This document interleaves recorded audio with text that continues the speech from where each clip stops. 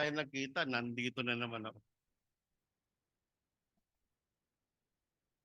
When Pastor Oji Pugay told me last March, no, nag-report sa kanya after nung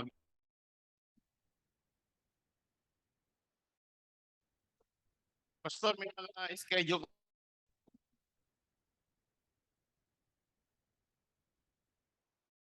by next month ay wala pa.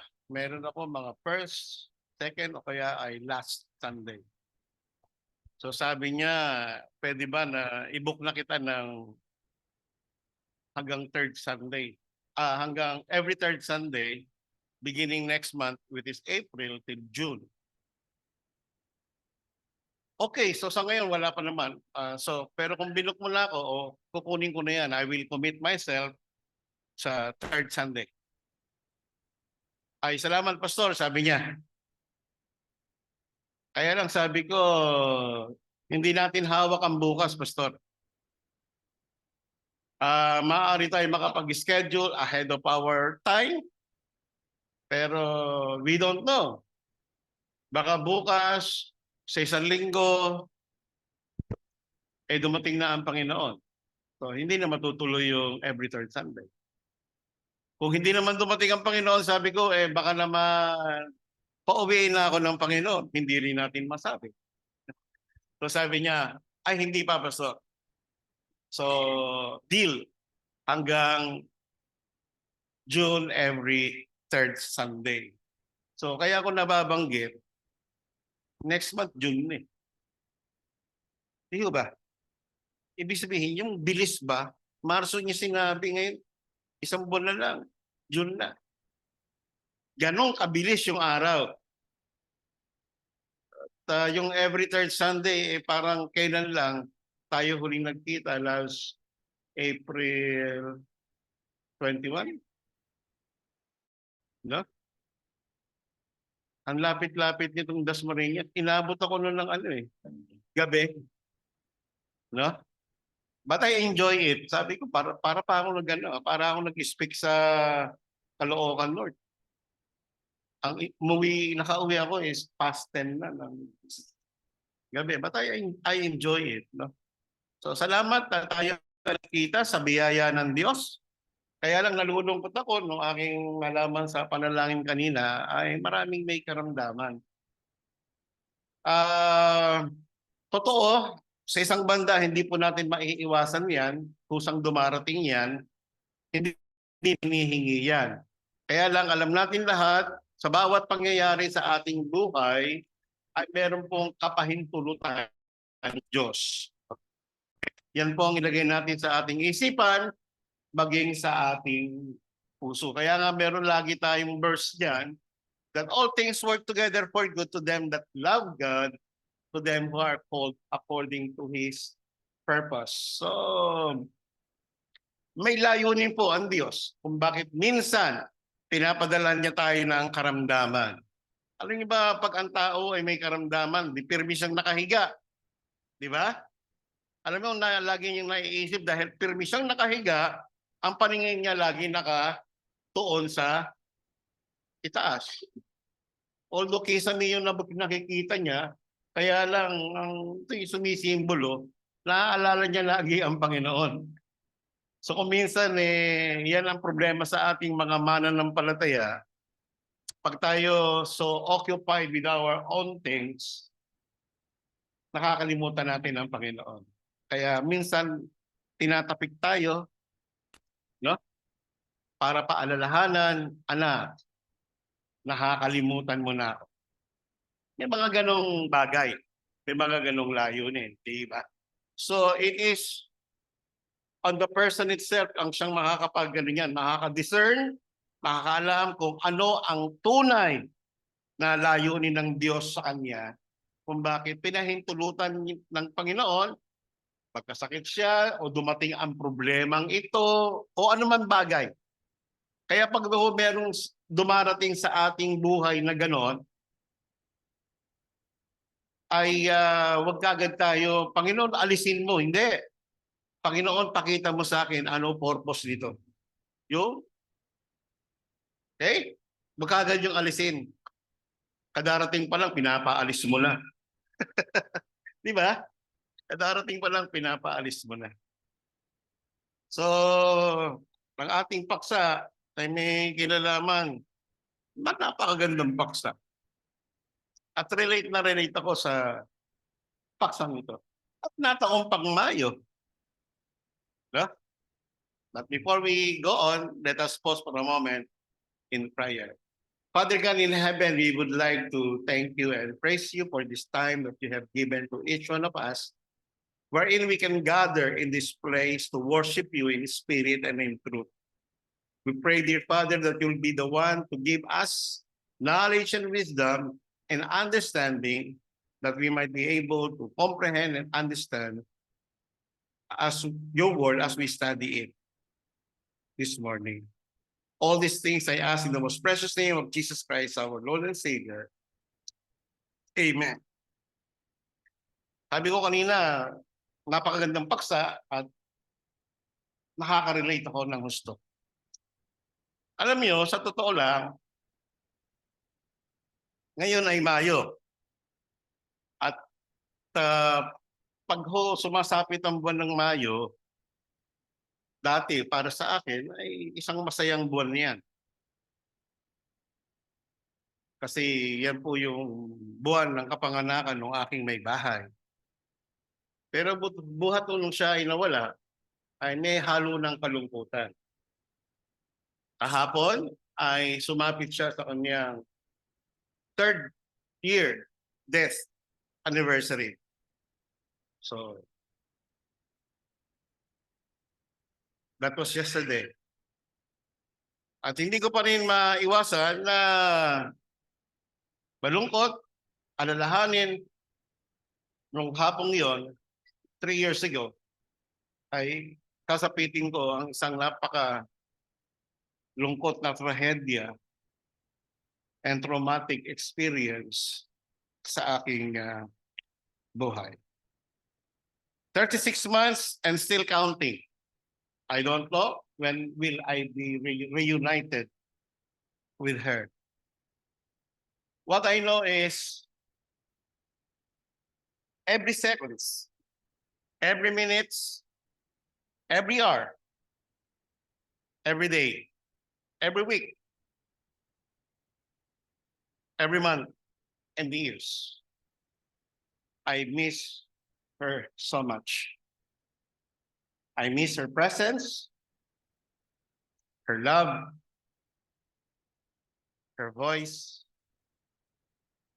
her care, and everything about her I really miss. Bagamat lungkot at bighati ang aking nadarama sa tuwing sasapit po ang buwan at araw ng kanyang kapanganakan at kamatayan, may kasama din po itong saya sa isang banda sa aking puso sapagkat she enjoy now. Buhat nung siya ay kinuha ng Panginoon, she enjoy now the promise of God through the Lord Jesus Christ, that whosoever believeth in him should not perish, but have an everlasting life. Kaya enjoy na siya ron. Ang ganda, ang sarap ng langit. Though physically, she is no longer with me. But the Bible says, to be absent from the body is to be present with the Lord. If God will restore my wife's life, siya pa din ang pipiliin ko at gusto kong makasama sa aking buhay. 3 long years had gone by. For 36 months had passed.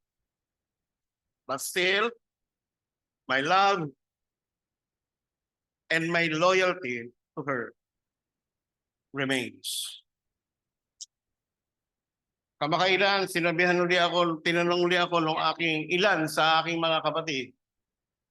Pastor, magtatatlong taon na si Gia. Ano ang balak mo? So, what do you mean? Sabi ko. Wala ka na bang balak pang mag-asawa pero para may makasama ka at may makatulong ka? Sabi ko, at this point in time, hindi po mapasok sa isip ko. Wala sa isip ko, wala rin sa puso. Huh? So this morning, we will talk about Ruth. Ruth that concerns her love and loyalty. No one knows for sure who wrote the book of Ruth. But according to Jewish tradition has attributed the book to Samuel.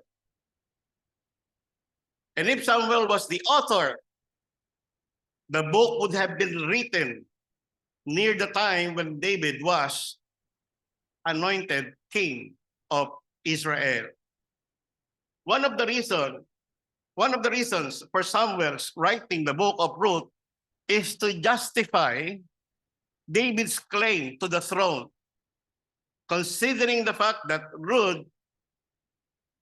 and Boaz is David's great-grandparents. No? Ninuno po sila ni David. How did it happen? Paano nangyari yun? Naging ninuno sila ni King David. Well, according to Ruth chapter 4 verse 13, so Boaz took Ruth, and she was his wife, and when he went in unto her, the Lord gave her conception, and she bare a son. Ano hong pangalan nung naging anak nila Boaz at Ruth? Ayon po dito sa talatang the same chapter 4, verse 21 hanggang 22, and Salmon begat Boaz, and Boaz begat Obed, and Obed begat Jesse, and Jesse begat David. It is also mentioned in the book of Matthew chapter 1 verse 5. So makikita niyo yung mga bigat na yan. Kaya bigatin talaga sila eh. Lahi sila ng mga dugong bughaw. No? Lahi sila ng mga hari. Okay? Yun po ang link. No? Iwanan natin sandali yung authorship. Hindi natin kailangan pagdibetihan niya kung sino man, kung si Samuel man ang may aklat, ang may sulat sa aklat ng Ruth o hindi. Hindi natin pagdidibetihan niya. Let's go on kung ano pa ang libro ni Ruth. No, let's proceed to the general content of the book of Ruth. You will notice that this book, the book of Ruth, you will have only 4 chapters, right?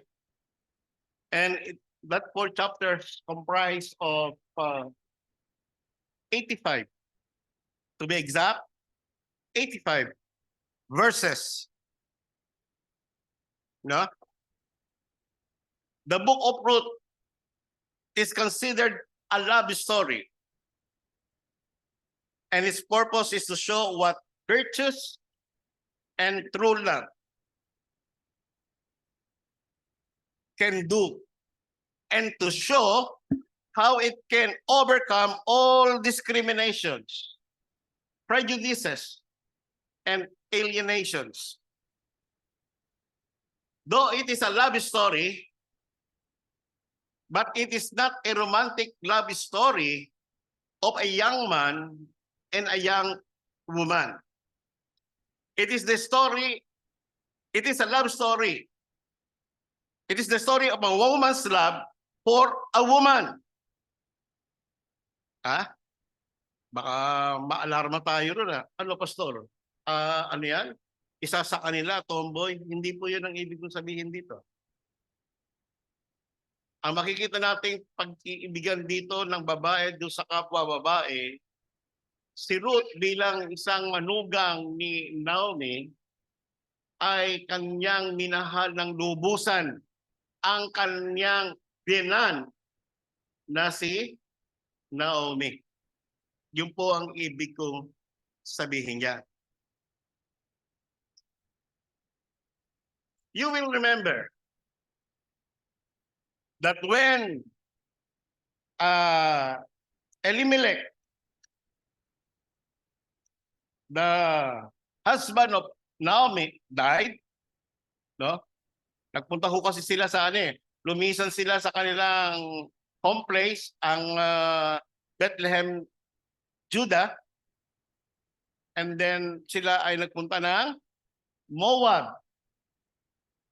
The reason why na sila ay umalis sa Bethlehem, Judah, kasi po nagkaroon ng famine.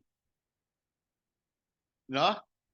At naisipan nila, marahil ni Elimelech, na asawa ni Naomi, mag-ibang bayan, mag-ibang bansa. At sila po ay nagpunta sa Moab. Kaso doon sa Moab, namatay si Elimelech, ang husband ni Naomi. Ang dalawang anak nilang lalaki na binanggit dito, si Malon and Chilion, kasama ni Naomi, ay kumuha ng mapapangasawang mga Moabita, Moabites. At sila ay nagsama at nanatili doon for 10 years. Hindi po sila nagkaroon ng anak. Ang problema po, yung dalawang anak ni Naomi kay Elimelech ay kapwa din namatay. So naiwan ang tatlong babae na pare-parehong balo. That's the story behind. Okay? Now, nung namatay po yung mga anak ni Naomi, ay sinabihan niya itong dalawa niyang daughters-in-law o mga manugang niyang babae, bumalik na kayo sa bahay ng inyong mga magulang. Bumalik na kayo sa poder ng inyong ina. Matanda na ako. At yan ay binanggit sa verse 8, verse 11, verse 12, and then verse 15. Sabi sa verse 8, and Naomi said unto her two daughters-in-law, go, return each to her mother's house. Okay? And then in verse 11, and Naomi said, turn again, my daughters. Why will you go with me?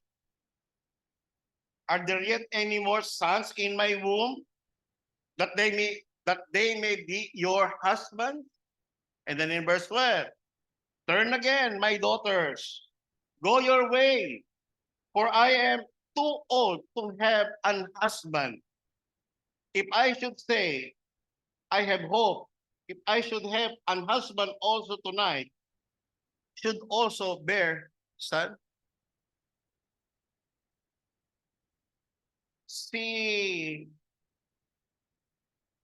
Si Orpa, isa sa mga manugang niya, pagkasabi ng pangatlong pakiusap ni Naomi, siguro nakaramdam siya na parang tinataboy na kami talaga, sumuko at nagpaalam at hinagkan niya ang kanyang biyanan ayon po doon sa verse 14. So ang natira si Ruth.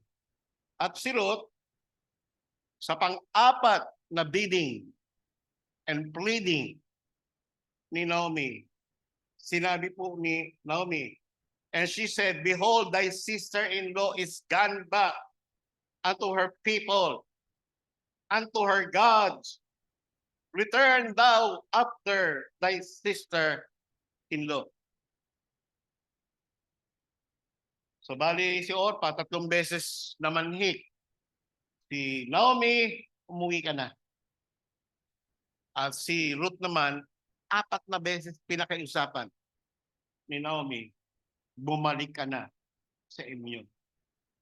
Alam nyo, kahit nung bago akong Christian, at nabasa ko yung sagot ni Ruth, wala ho akong pagsidlan ng paghanga sa tinurang sagot ni Ruth in verse 16, which is our key verse and text this morning. And Ruth said, entreat me not to leave thee, or to return from following after thee. For whither thou goest, I will go. And where thou lodgest, I will lodge. Thy people shall be my people, and thy God, my God. Where thou diest, will I die, and there will I be buried. The Lord do so to me, and more also, if all but death part thee and me. Ruth's immortal and powerful words was considered one of the most beautiful expressions of love and loyalty in all the world's literature. Oftentimes, her statement is quoted and used at the weddings. No? Minsan po ito ay ginagamit, kino-quote sa panahon ng pagkakasal o sa mga kasalan. Minsan sa aking pong pagkakasal at pagpapaliwanag kung ano ang pagsasama at pag-aasawa, ay nagagamit ko rin po yung katagang binigkas ni Ruth sa kanyang biyenan. Handaan niyo po, sa babae, sa lalaki, pag kayo ay kapwa nagpakasal sa isa't isa, hindi niyo lang pinakasalan si babae o si lalaki. Kasama niyo na rin pinakasalan ang bawat isang pamilya ninyo. Alam niyo ba yon? Kasama niyo na rin pinakasalan ang pamilya ng bawat isa sa inyo. Kasi si babae magiging kaanak na noong partido ng lalaki. At si lalaki ay magiging kaanak na noong partido ng babae. Kaya meron na sila tinatawag na relasyon. Nakuha nyo? Kaya sa mga nagbabalak na magpakasal dyan, baka gustong-gusto nyo na yung girlfriend nyo pero ayaw nyo yung pamilya niya, mag-isip-isip ka, hindi pwede yan. Hindi pwede yan. At kung anumang meron ka pang matuklasan sa iyong magiging asawa in the future, na natuklasan mo lang sa panahon na kayo ay nagsasama, kasama na rin niya sa pinakasalan mo. Wala nang balikan niya. Ayoko na sa asawa ko, ang lakas pala niya magdilik. Abay, kasama yan. Hindi ako makatulog. Grabe. Sa lakas ng paghihilik. Eh kung hindi ka na makatulog, gusto mo, takpan mo na lang ng ulan yung... Ang hirap naman. Ano? So, mga kapatid, kaya po ang pag-aasawa talagang pinapanalangin yan. Okay? Hindi, madalas sinasabi ko ng mga matatanda, kahit nung ako bata pa, hindi yan, salamat, talagang binabagay nyo sa size talaga. Ay, palagay ko pangatlong beses ko nang nakatanggap ng ganito. Siguro, yung malaki na. 1 liter. Kasi malaki si Pastor. Salamat. At may tubig ako. Nakalimutan ko na naman. Kasi nakahiwalay sa bag ko eh. Mababasa kasi nagyayelo yun.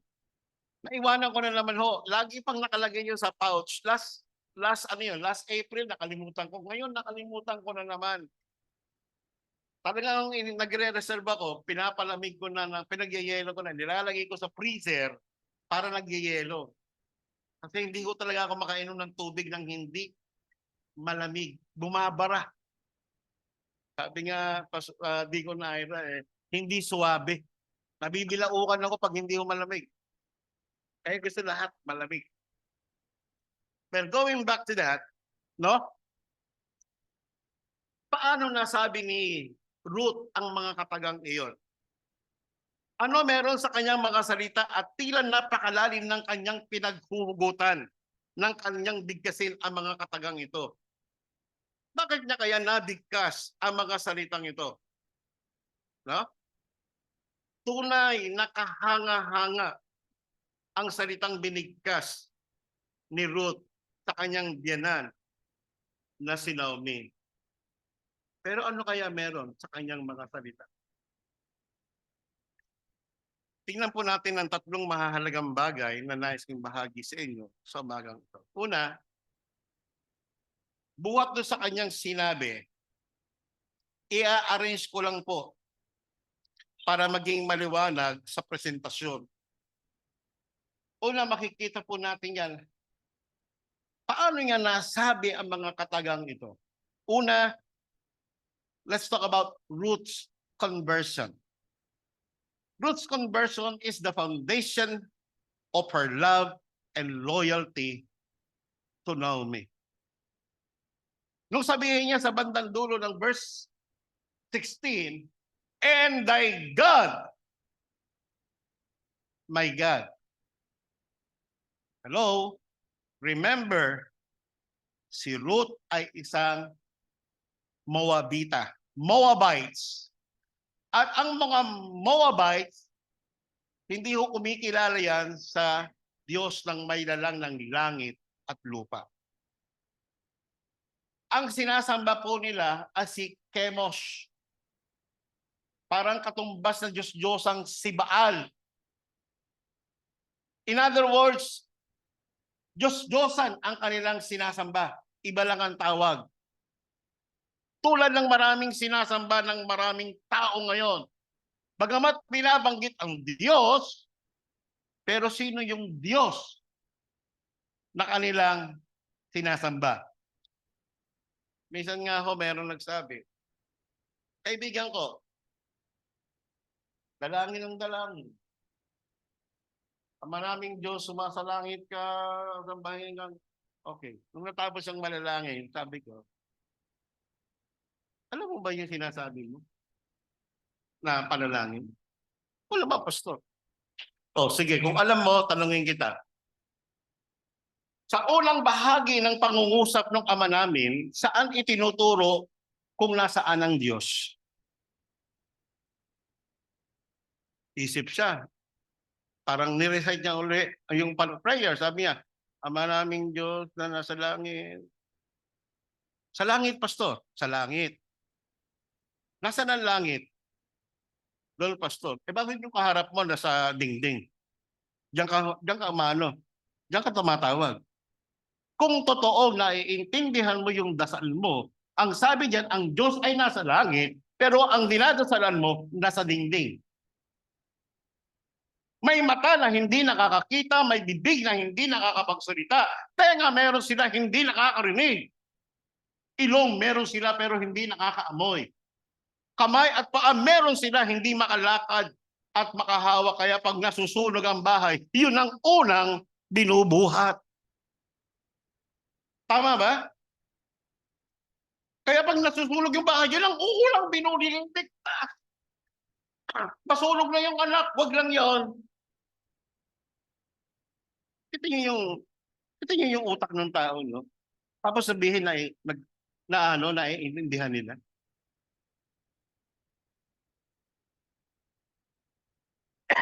Wala siyang naisagot sa akin doon.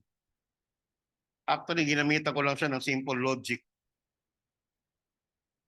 But in this case, when Ruth said that, and thy God, my God, it seems to appear, and by the implication of Ruth's statement, she came to know God by the good and godly testimony of Naomi, including her son.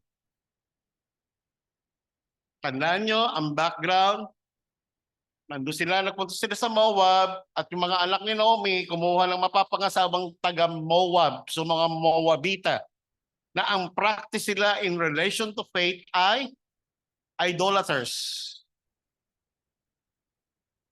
10 taon sila nagsama bago namatay yung mga asawa nila. At marahil nakita po ni Ruth how she preserved yung kanyang testimony bilang Hudyo, bilang isang taong nakakakilala sa tunay na Diyos, na hindi siya nagpa-impluwensya sa karamihang sinasagawang pagsamba ng kanyang mga kababayan na Moabita sa kanilang Diyos-Diyosan. So nakita ni Ruth, kakaiba ang biyanan ko. At nakita rin ni Ruth yung kalinga ni Naomi sa kanya at sa kanyang pamilya. Kahit nung nabubuhay pa, yung kanyang asawa at yung mga anak. Alam niyo ba kung ganong kahalaga ang ating patutuo bilang isang Kristiyano? Alam mo, kasi hindi ka magsalita, kasi hindi tayo magsalita, mag-witness, mag-evangelize yan, kung pinamumuhay mo, kung ano yung pinasampalatayanan mo, at makimahalata ng tao. Makikita. Kasi binabasa nila ang bawat galaw, kilos natin na nagsasabing mga Kristiyano. Kaya mahalaga ho yung testimony. Pag ikaw sinasabi mong Kristiyano, ang understanding natin, meron ka lang binagong buhay. Right? Ano sinabi sa 2 Corinthians 5:17? Ano sinabi ron? Therefore, if anyone be in Christ, he is a new creature. All things are passed away. Behold, all things are become new. Kaya sa buhay ng isang Kristiyano, meron pong tinatawag na dalawang bahagi, no? Old and new. Yung old natin, nandiyan pa rin yan. Suppress nga lang. Malibang pairalin mo uli. Iiral talaga yan. Pero questionable na pagiging Kristiyano mo. Kasi ang totoong Kristiyano hindi nabubuhay at namumuhay sa kasalanan. Siya ay namumuhay saan? Sa kabanalan. Be ye holy, for I am holy, for I am your God is holy. Kabanalan. So, the testimony of transformed and changed life is very important to us Christians. Kaya mahalaga po yung patotoo. Naalala ko na ako'y bagong Kristiyano. Pag merong testimony time, gustong lagi marinig ng aking pastor, ano na nagbago sa buhay mo? Yun niya ang gusto niya marinig na patotoo. Wag lang yung panay negative, yung sinasabing dati po akong mapagmura, ngayon hindi na ako nagmumura. Hindi. Dapat may marinig sa ating labi, mga kapatid. Dati po akong hindi nagbabasa ng Bible, ngayon addict na ako sa pagbabasa ng Biblia. Nung kapanahonan ko, usong-uso yung comics. Ha? Yung mga nanay nyo nakaka-relate sila. Comics. Aliwan, Wakasan, Liwayway, may horror, at kung ano-ano pa. Abay, nung panahon na yon, o dahil usong-usong comics sa mga bangketa, merong arkilahan yan. Yung tao nakaupo sa mga, sa ano, sa gutter, alam mong ano yung pinakakaabalahan, nagbabasa ng comics. Yung makakasunod yun, magkukumpare. Pare, pagkatapos mo, sa akin naman, ha? Kasi sinusubaybayan nito. Ngayon, gadget na. So, the testimony of transformed life. Kamusta? May makikita bang pagbabago?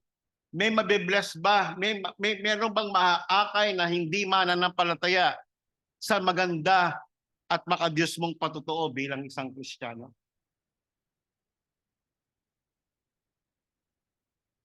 O pag baka naman nangyayari, baka pag Sunday o nakita, sabay-sabay nga tayo pupunta sa kapilya. Sabi ng ating kapitbahay, kita mo yung pamilyang yan, no? Ang mabait yan pag linggo. Mamaya yan, pag uwi yan, murahan ng murahan yan. Maganda bang pakinggan yun? Plastic. Hindi totoo. Fake. Sino ba magsasuffer yan? Palagay niyo. Kapag hindi totoo yung Kristiyanong yun sa kanyang pananampalataya, saan ba siya pupulutin? Palagay niya. Ang langit ay lugar ng mga totoong kumilala kay Kristo at hindi lugar ng mga taong nagbabalat kayo na kay Kristo. Maliwanag ang sinasabi rin maging sa Matthew chapter 5 verse 16. Let your light so shine before men that they may see your good works and glorify God your Father which is in heaven. Maliwanag? Kaya iniingatan po natin yung ating patotoo. Ha? Kung ikaw'y dating palaaway, konting may mag-provoke lang sa iyong pinapatulan mo, o hindi na. Kristiyano ka na eh. Huminahong ka. Ngayon kung hindi mo kayang harapin, wag mong labasin. Baka madala ka eh. No? Ako ho yung aking old nature, palaaway ho ako eh. Kahit ako maliit na ganito, pag ho suntukan, sanay ho ako sa suntukang kalye. Babagang kalye, sanay ho ako. At wala akong natatandaan nung ako'y nakikipag-away palagi sa kalye na umuwi akong may putok ang nguso ko o kaya may black eye ako. Yung nakalabang ko. Kahit nung maliit ako.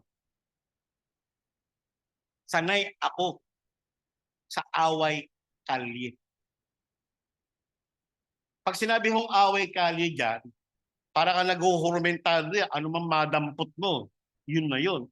Instrumento yun, panglamang sa kalaban.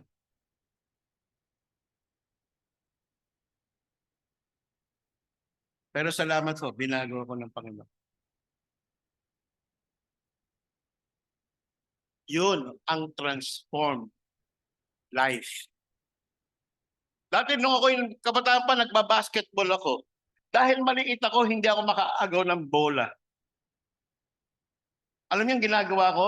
Para ako si Tembong Melencio ng PBA nung araw. Hindi na inabutan ng mga kabataan dyan ngayon. Si Tembong Melencio ay kilalang mahilig manahod. So, sasahurin ko yung malaki sa akin. Kunwari ako'y lulundag, pero hindi siyang lulundag. Pakatapos sasahurin ko ganyan. At itembuang siya, maagaw ko yung bola. Yun nga lang, talagang minsan lumalagapak ang bagsak. Pero inalis na yun ng Panginoon. Hindi na sila lumalagapak ang bagsak. Diretso na sila sa orthopedic. Joke. Okay? Kapatid, sa bahagi ito naging pundasyon ni Ruth kung bakit niya nasabi ang mga katagang iyon. Kasi hindi niya masasabi yan kung hindi niya nakilala ang Diyos sa buhay niya. Alam niya siya ay mapagsamba sa Diyos-Diyosan, pero nag-pledge of allegiance siya. And your God, my God. That's something. Inari na niyang Diyos niya, ang Diyos ni Naomi. So if you have known Christ personally in your life, how is your personal testimony? How is your testimony of transform or changed life? That thing must be seen in us. Hindi ho yan ikinikwintas. Hindi ho yan binibigkas lamang. Kundi ito ay pinamumuhay. Baka marami sa atin dito, Kristiyano, pag Sunday. Paano pag Monday to Saturday? Baka marami sa atin dito, ang kinakanta natin pag Sunday, Holy, holy, holy, to God be the glory. Pero pag Monday to Sunday, to Saturday, kahit ka pa naka-headset, ang tugtog na pinakikinggan mo, makasanglibutan. Makasanglibutan pa din. Anong klaseng Kristiyano ka? Makasanglibutan pa rin yung tugtog mo. Yung desire mo, pangsanglibutan pa rin. Yun ang kapitbahay namin doon sa subdivision eh. Pag nagpapatugtog ng malakas, kinakatok ko yung bahay. Sabi ko, pakihinaan mo. Masakit sa ulo, masakit sa tenga. Pag sumagot pa, sasabihin ko lang sa kanya, bingi ka ba? Hinaan mo. Pag ayaw pa rin ho, ayoko na. Alam mo yung ginagawa ko? Ako naman ang babawi. Kukunin ko yung aking mixer, pati yung mga speaker na malalaki, gaganon ko, patugtog ako, Kristiyanong kanta. Tignan natin kung sino mas malakas.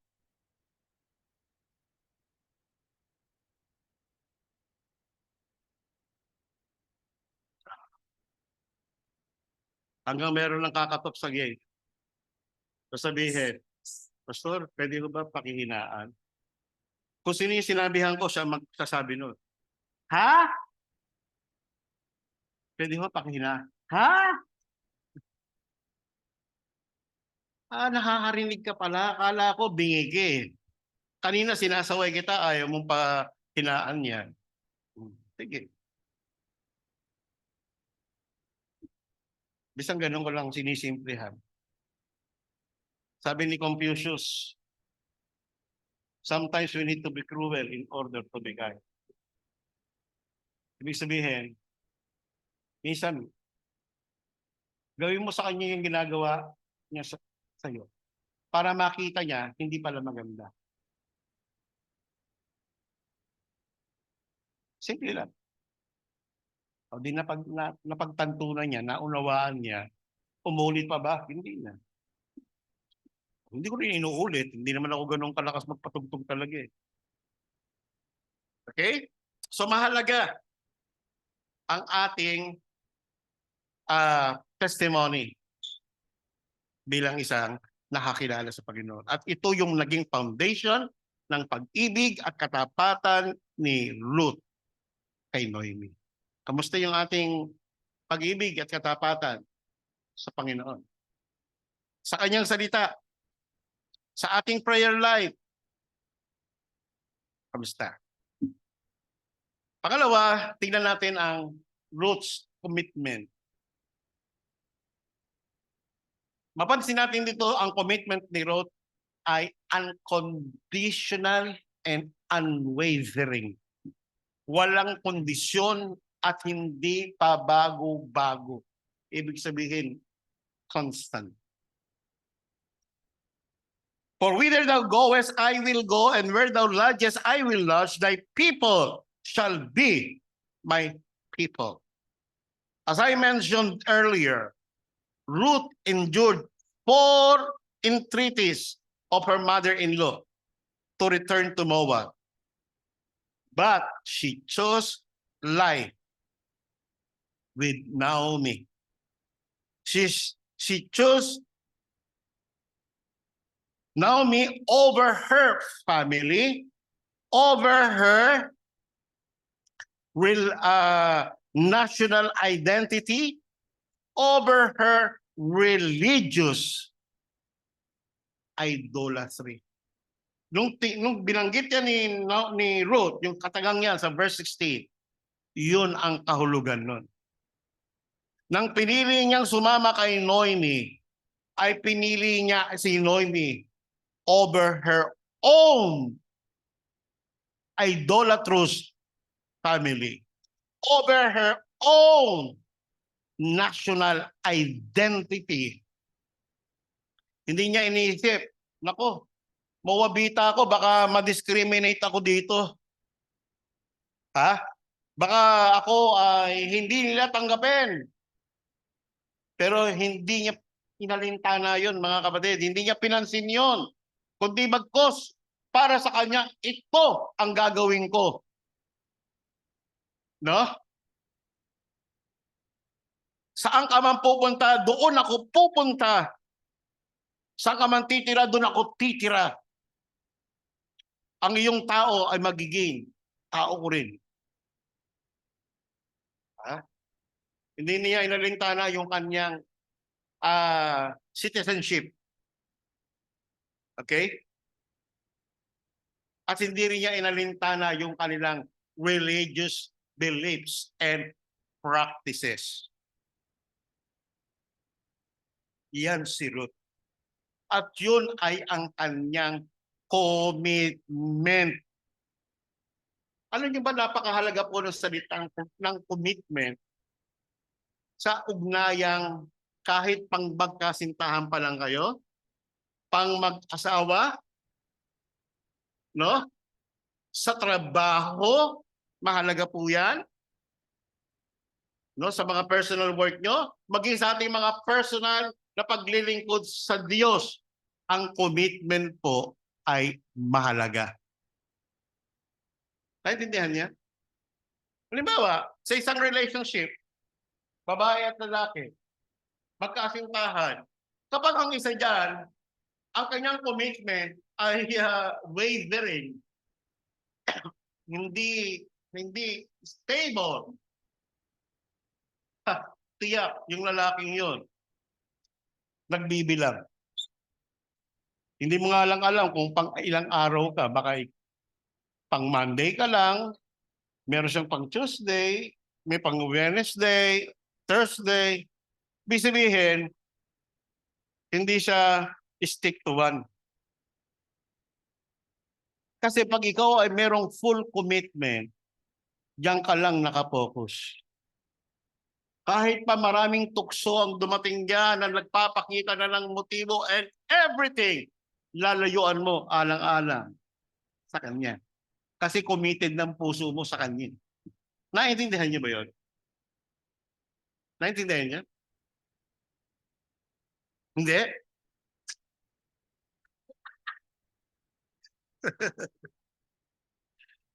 Siguro doon sa hindi pa nakakaranas, baka hindi pa naiintindihan. Ako ho sa tanang buhay ko, dalawa lang ho naging girlfriend ko. Yung una ay doktor, dentista, na after more than 3 years, brinake ako dahil po sa labis na pagsiselos. Pero nung namatay, bago siya namatay, yun ang mga huling habiling niya sa kanyang nanay. No? Ihingi siya ng tawad. Nagpakasal siya sa isang pastor. Subordinate ko sa aming grupo. Ihingi siya ng tawad sa akin. Huwag ibigay yung mga litrato ko na nasa kanya pa na hindi niya binigay sa akin. At yung pangatlo, ayun na mabigat. Na kahit siya nagpakasal doon sa pastor, ako pa rin ang mahal niya. Doon ako halos lumunda, kaya lang patay na. Ah, sabi sa inyo. Sinabi yan mismo nung nanay. At inulit-uli nung best friend nung pastor habang nakaburol. Pinuntahan ako sa opisina at nakipag-usap para lang i-relay yun. Kasi nirelay din pala sa kanya. Sabihin sa. At yung pangalawa, yung misis ko na namatay na. Sabi nung miss ng mga pamangking ko, nung namatay yung aking may bahay, iba ka talaga, Tito. Bakit? Lahat ng nakaka-relasyon mo namamatay.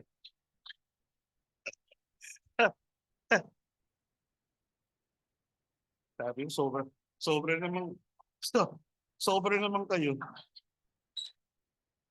Eh yung una hindi naman kami nagkatuluyan. Eh pangalawa, pinagpapawisan tuloy ako. Yung pangalawa, hindi ko naman hawak ang buhay noon. Ano magagawa ko noon, di ba? So, yun po yun. Pero yung commitment ko nandun. Hindi ho nagbabago. Masakit hong masaktan eh. Nung brinek lang ako nung unang kasintahan ko, ang sakit po. Pero hindi ko pinahalata sa kongregasyon. Nasusumpukan lang nila medyo parang matamlay ako. After a month, kasi nag-church yun sa church na ano ko na pinagpapastoran. I was the one who won her to Christ. I was the one who baptized her and her entire family. No? Pagkatapos, ginanon. Well, anyway, past is past. Balang araw, makikita rin kami. Ay, yung mula pang-asawa niya na pastor, naisahan na naman ako. Alam niyo kung bakit? Kamamatay lang nung Disyembre, di nauna na naman siya ron. Nag-asawa na rin din. Actually, after 1 year, nag-asawa na siya nung namatay yung kanya. Yung dati kong girlfriend, naging asawa niya. After a year, nag-asawa yun. Ngayon, namatay na yung pastor na yun. Sabi ko, naisahan na naman ako, nauna na naman siya ron. Pambihira talaga. Nagugulangan ata ako ah. Ano? Nagkita na naman sila. Palagay ko, hindi na siya papansinin nun. Dahil sabi niya, ako pa rin ang mahal niya. Yun lang. Yun lang ang lamang ko. Kahit pa sila nagpakasal.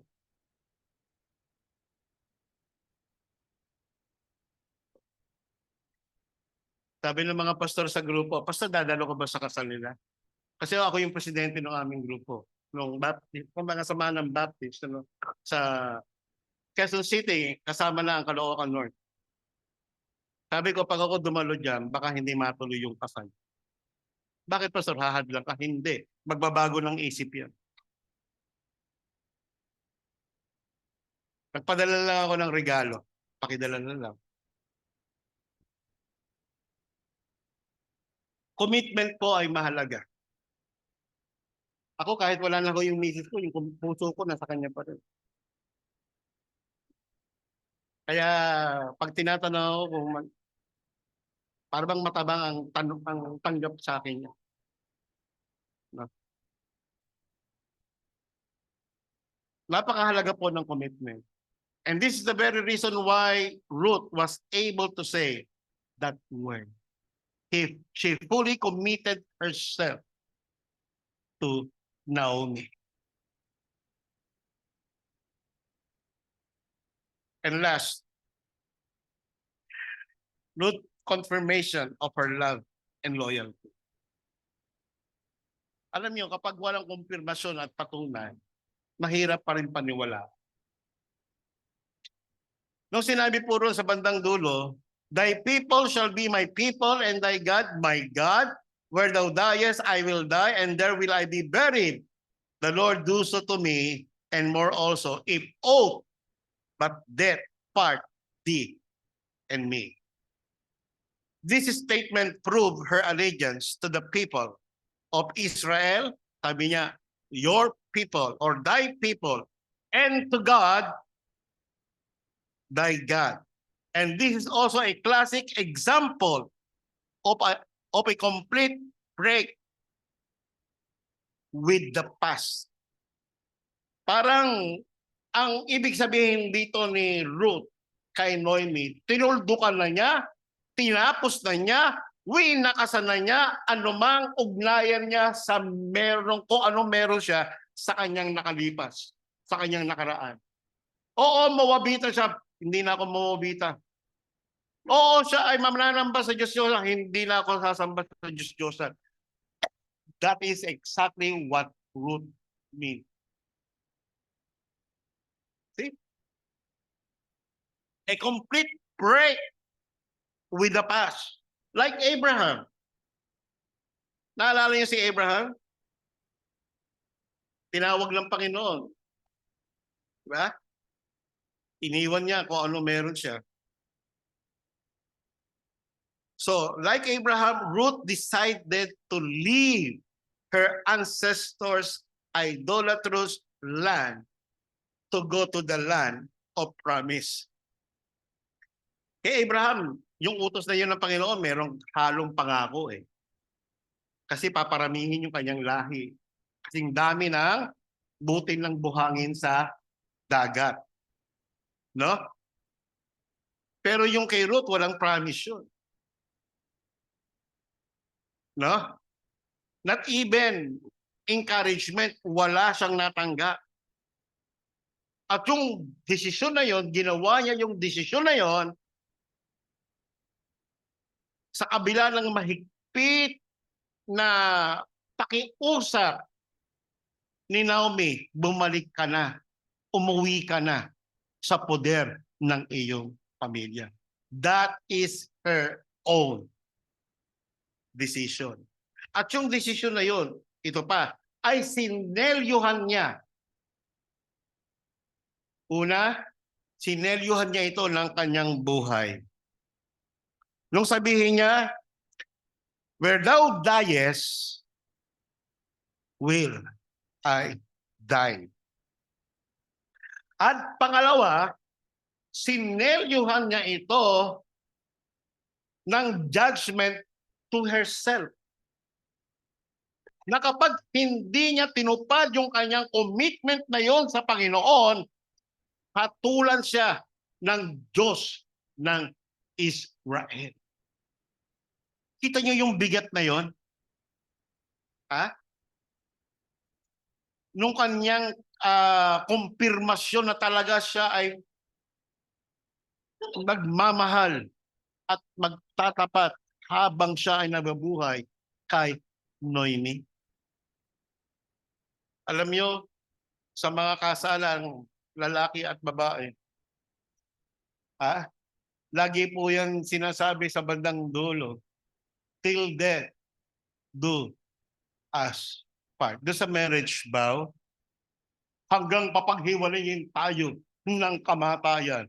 After 3 years, hiwalay na. Di ba? Minsan wala pa nga eh. Alam niyo ba, ang first 5 years sa mag-asawa na bagong kasal, yan po yung rocky stage ng kanilang married life. You have to survive that 5 years Kapag kayo nakalagpas dyan, may malaking porsyento, pero hindi ho sigurado na ano, magtuloy-tuloy. Kasi meron din na rin ho, 10 years na, 20 years na, naghiwalay pa. Akalain nyo yun? Ha? Oh. Pero in a normal case, yung first 5 years so, rocky stage yan sa bagong. Yan po yung tinatawag na honeymoon stage. Pag ano mong honeymoon yung pasto, ibig sabihin ng honeymoon, hindi yung honeymoon na pagkatapos yung ikasal, hindi. Yan yung talagang mag-adjustment period ninyo sa isa't isa. Learning his ways, learning her ways, getting to know more of him and more of her. Yan po yun. Hindi ko nangangahulugan pag kayo nagpakasal na, kilala nyo na isa't isa. Hanggat hindi nyo nakakasama yan, hindi nyo siya makikilala ng lubusan. At ang getting to know each other continuous kahit maputi na ang buhok ninyo. Alam niyo ba yun? Huwag yung sabihin maputi ng buhok nyo, no? Kala nyo, ganyan ba yun? No, hindi pa kilala asawa nyo ng lubusan. Kasi lalo na po ang inyong asawa kasi ang galaw ng tao, pabago-bago. May sumpong yan eh. Lahat naman tayo may sumpong. Lalo na kapag bilog ang buwan, ano, may tantrums. Kala niyo bata lang nagtatantrums? Ultimo adult, may tantrums. May sumpong. Kapag pinatulan mo yung sumpong niyan, anong mangyayari sa inyo? Di gera patani. Oh.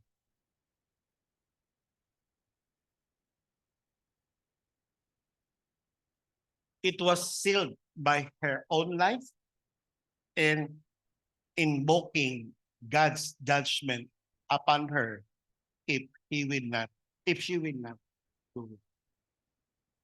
That's Ruth's confirmation of her love and loyalty. Mapuputol lamang yun kung sila ay papaghiwalayin na ng kamatayan. Siyempre, hiwalay na sa isa't isa. Ay kung sino man mauuna sa kanila. No? Sa case ko, ganyan. No? Pinaghiwalay na ng kamatayan. Legally, malaya na ako. Pero ang puso ko, hindi. Kasi nandun pa rin. My love and loyalty remains. So, sabi ko nga kanina, kung gugustuhin lang ng Diyos, buhayin niya ang misis ko, magagawa yun ng Panginoon. At siya pa rin yung pipiliin ko, makasama sa aking buhay. Talagang isa lang yung taong yun. Wala lang iba.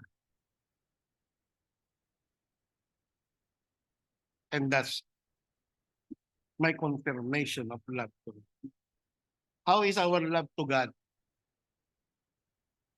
We sing the song, I love you, Lord, and I lift my voice. Ang question ko when you sing that song, do you sing that song with all your heart? Or you just sing that song because you are requested by the song leader to sing that song? Pero wala sa puso. Alam nyo, in everything we do, dapat po nandun lagi ang ating puso sa ating ginagawa para sa Panginoon. At handa natin ibigay yung buhay natin para sa Panginoon. Kasi binigay niya ang kanyang buhay sa atin eh. Right? Sabi nga sa book of John, greater love hath no man than this, than a man lay down his life for his friends. Biro mo, hindi pa tayo pinapanganak, tinuring na niya tayong kaibigan. And that's how He loved us. No? Pag kilala mo ang Diyos, yung pag-ibig na yun ng Panginoon, binabalot ka sa iyong katauhan. At sana reciprocal, ibalik natin ang totoong pag-ibig sa Panginoon. Naalala niyo yung 7 churches sa Book of Revelation? Yung first church ay sino? Ephesus. Ano ang reklamo ng Diyos doon sa Ephesus? They forsake their first love. Ano yung first love? May second love ba? Hindi. Ito po yun. Nung ikaw naligtas, pansinin mo, malaking kaibahan. Nung ikaw nakakilala sa Panginoon at na talagang naunawaan mo at dadama mo ang pag-ibig ng Diyos, ano ang naramdaman mo? Parang nasa cloud 9 ka. At gusto mo araw-araw nasa church ka. At gusto mo lahat ng activity sa church dinadaluhan mo. Masayang-masaya ang puso mo, ginagawa mo yun kasi naramdaman mo ang pag-ibig ng Diyos sa puso mo at sa buhay mo. Kaya binabalik mo sa Panginoon. Eh nung tumagal ka na, ang ating pong oras ng pananambahan ay ganito. Ang tanong, anong oras ka dumarating? Namaya na yun. Paumanhin ako'y na late ng ilang minuto. Maaga akong umalis eh. Ang problema, apektado na ata ng biyahe ang jeepney dito nung mga kukunti ko ang jeep eh. Eh ang layo ko pa. Abay kung lalakarin ko eh, malayo pa ho ang araw ng penitensya. Aros pa ako darating rito. Ang tagal kong nag-antay. Naapektahan ng biyahe na ba, galing sa Potian, Baclaran. Hinuhuli na kasi yung mga jeep eh. Dapat na sa kooperatiba, yung na. Yung iba nagkakating trip, hindi na pumupunta ng Sapote, ng Baclaran, something like that. Kaya nakakaano. Pero ang tagal. No. Sabi ko, pambihira. Ngayon ako mahuhuli. Ang tagal pang mapuno ng multicab dun sa Central Mall sa may Aguinaldo.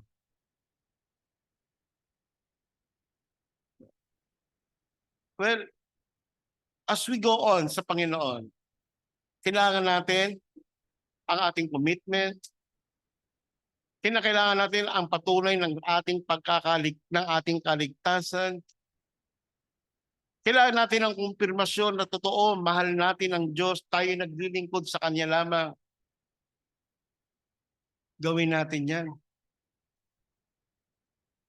Huwag lamang natin sabihin. Prove it. Saying it and doing it is two different things. No? Magkaiba po yun. Let's talk. Gawin mo na lang, patunayan mo. Mahal mo ang Panginoon. Lalo po sa panahon natin ngayon, mga kapatid. Malapit ang dumating ang Diyos. Ramdam nyo na ba? Ha? Sana makita-kita tayo sa alapaap.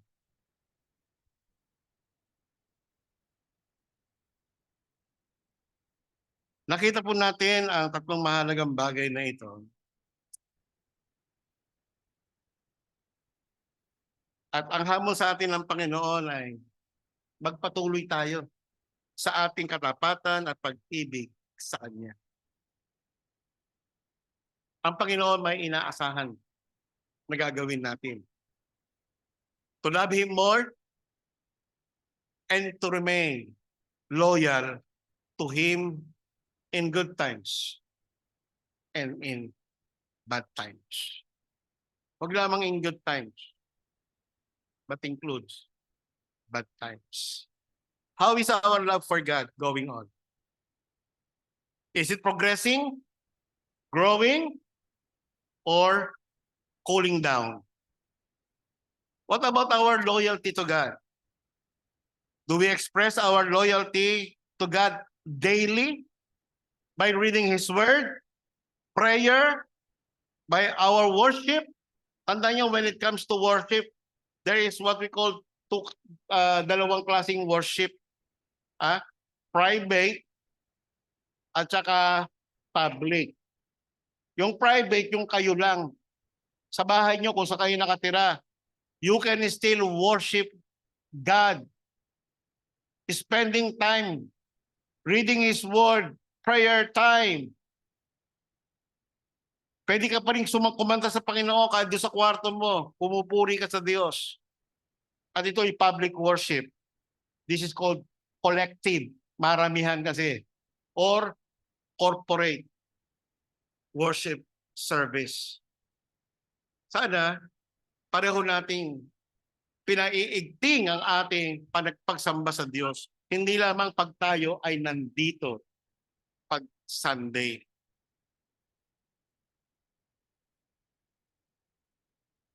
It doesn't matter how old we are in the faith. What matters most is we are living according to our profession of faith in Christ. Baka kasi sabi ng iba, matagal na akong Kristiyano. Matagal ka na Kristiyano. Ang tanong ko, lumago ka ba? Baka mamaya lumago ka, ako konti lang.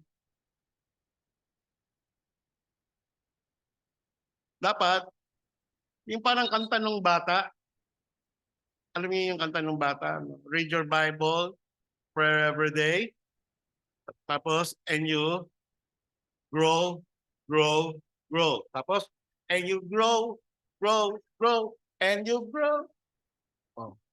Meron bang, read your Bible, pray every, and you grow, grow. Meron bang paglagong pababa? Pag-grow, pataas. We have heard Ruth's love and loyalty demonstrated based on her conversion, her commitment, unconditional and unwavering.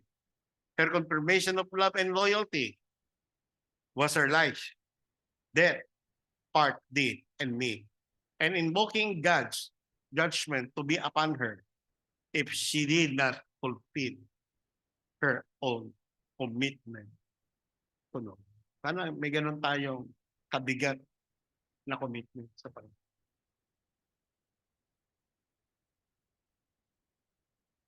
Kahit ilang taong ka lang Kristiyano, bago ka pa lang 5 years, 10 years, or more than that, keep on growing. Pag-ibayuhin mo ang love and loyalty mo sa Diyos. Let us pray. Lord, we thank you for your word that you have shared to us this morning. Dahil dito, Panginoon, alala mo sa amin ang kahalagahan ng paglago ng aming pag-ibig at katapatan sa iyo. Tulad po ni Ruth kay Noemi, na sa kabila na siya ay isang Moabita, kanyang tinalikuran ang lahat ng may kinalaman sa kanyang pagiging Moabita. Lalong higit yung kanyang idolatrous practice at kanyang inakap ang tunay na pananalig at pananampalataya sa iyo, dakilang Diyos, na naging pasimula at dahilan kung bakit gayon na lamang ang kalalim ang kanyang commitment sa kanyang pag-ibig at katapatan kay Noemi. Sana po masumpukan niyo rin kaming ganun, Panginoon, na as we go on living in this world, makita niyo po ang aming pag-ibig at katapatan sa inyo ay lumalalim ng lumalalim hanggang sa ikaw ay makita namin ng bukaan. Marami pong salamat, Panginoon. Patuloy yung pagpalain ang kasapian ng First Community Baptist Fellowship sa Dasmariñas na ito. Ang bawat pamilya ay tugunan niyo po ang kanilang mga pangangailangan, di lamang sa material, physical, lalong higit, Panginoon, sa kanilang spiritual na buhay. Marami pong salamat, Panginoon, ang lahat ng aking dalangin sa pangalan ng Panginoong Hesus. Amen.